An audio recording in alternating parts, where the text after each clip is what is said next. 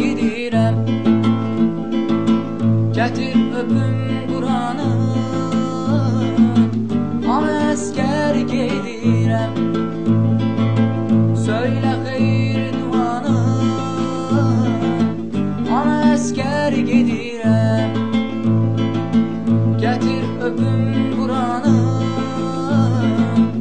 ana əskər gedirəm mən, ana əskər gedirəm.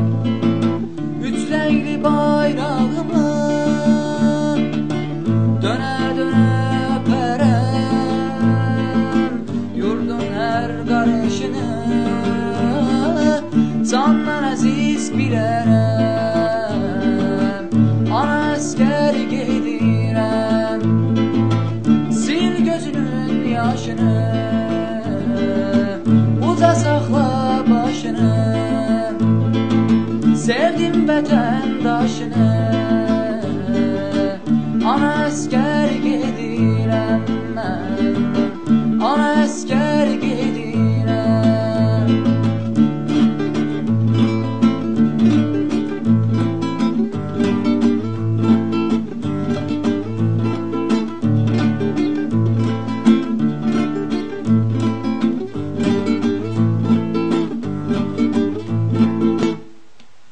Ölsəm qara bağlama,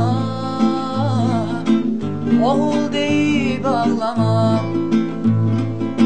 Ölsəm qara bağlama, oğul deyib ağlama.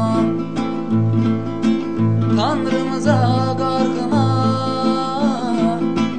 ana əskər gedirəm mən, ana əskər gedirəm. Vətən çağırır məni, gedim qoruyum səni. Anacan gözlə məni,